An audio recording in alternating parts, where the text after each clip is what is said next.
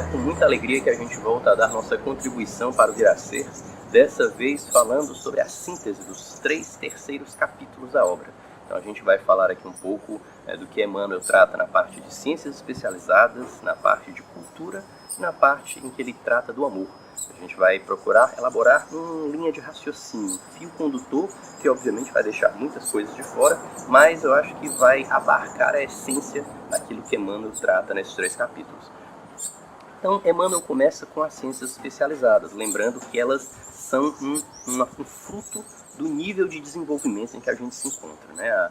O processo de desenvolvimento das ciências com base na investigação, na experimentação, na formulação de hipóteses, no teste dessas hipóteses e na reformulação delas, tudo isso é um processo que desenvolve o nosso senso intelectual, o nosso senso crítico, a nossa capacidade analítica.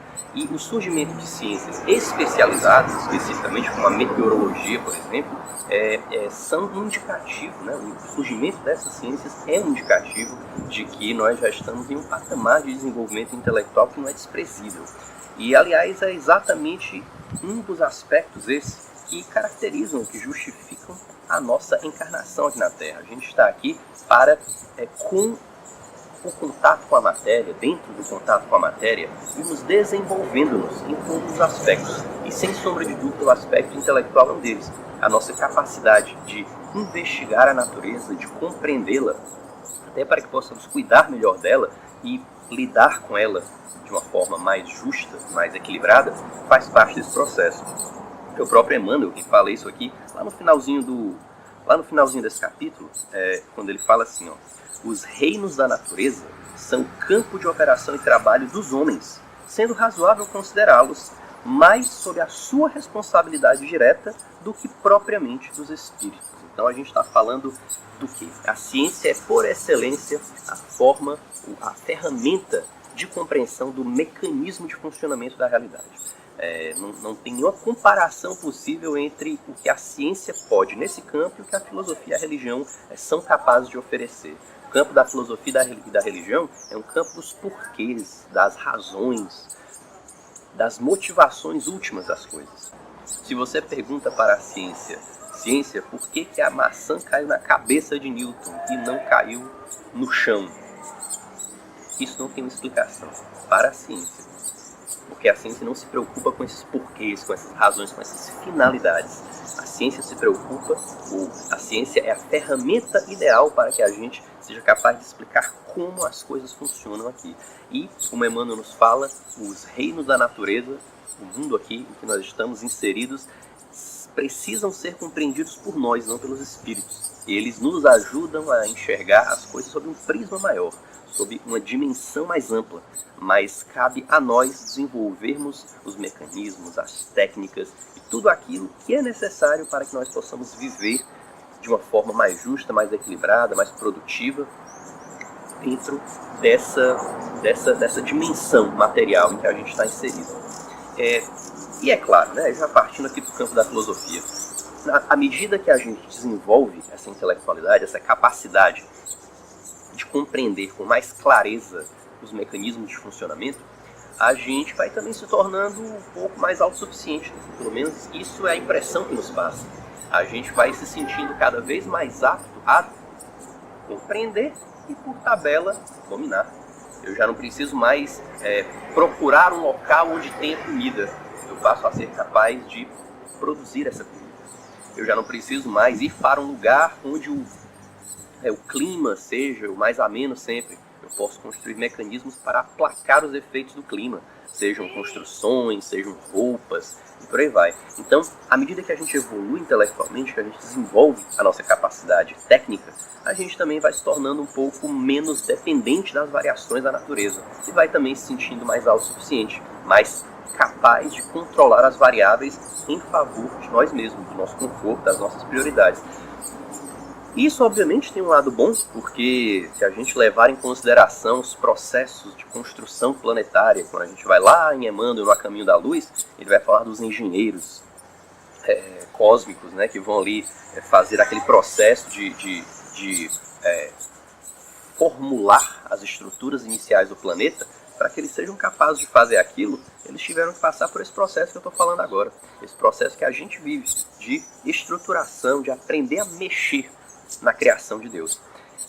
Só que isso tem um contraponto, né? É que muitas vezes nesse processo em que a gente vai se sentindo mais dono das coisas, a gente vai também, sem tanta dificuldade assim, desviando um pouco a finalidade desse processo.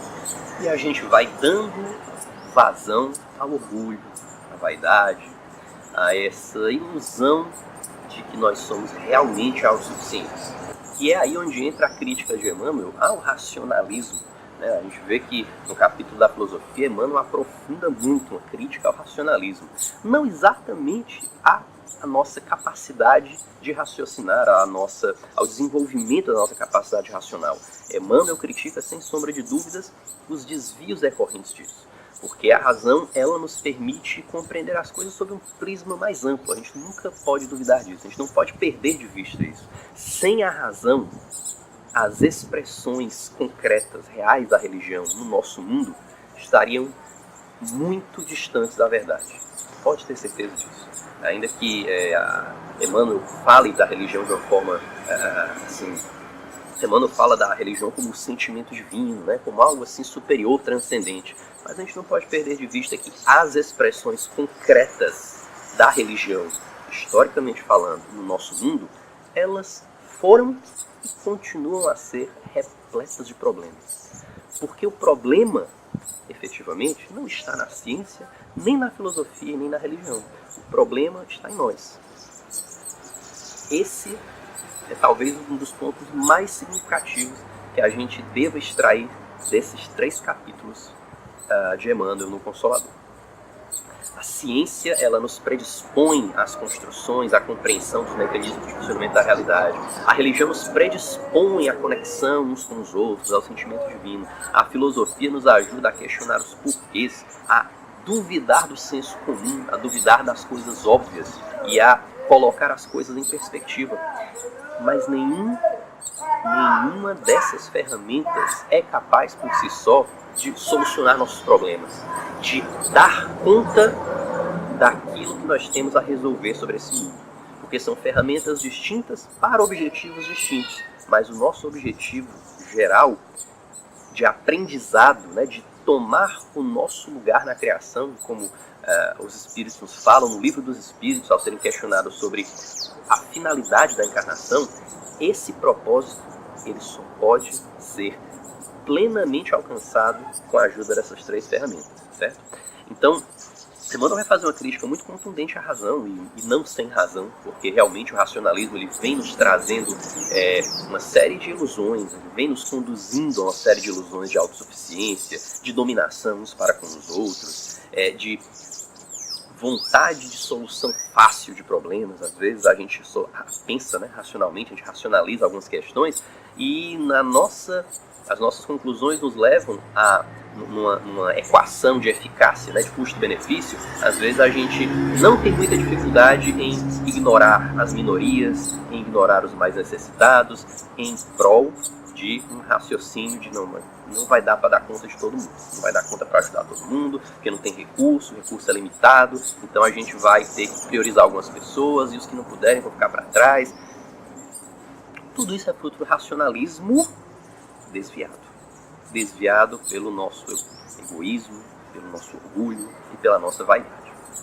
Então Emmanuel, ele vai... Aliás, né, aqui vou até falar que a pergunta em que ele trata especificamente está 200, em que ele vai falar sobre a origem dos desvios da razão. Ele vai falar sobre o fato de esses desvios residirem na defecção do sacerdócio nas várias igrejas que se fundaram, ocultando a verdade para que prevalecessem os interesses econômicos de seus transviados expositores. Então a gente percebe que a gente está falando aqui de ferramentas que, se bem utilizadas, poderiam nos levar à plena realização dos nossos objetivos existenciais sobre a Terra. E por que não são plenamente utilizadas? Porque a gente ainda não dá conta.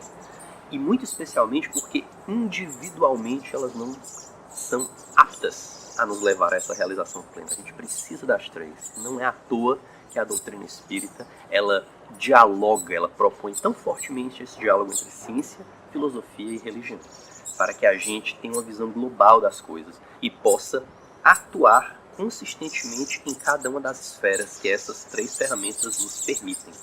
Porque no final das contas, a gente está aqui para aprender, a gente está aqui para edificar dentro de nós mesmos as questões que precisam ser trabalhadas numa esfera de contato uns com os outros. Percebam que no mundo espiritual a gente costuma estar em sintonia com aqueles com os quais nós temos maiores afinidades. É uma sintonia natural.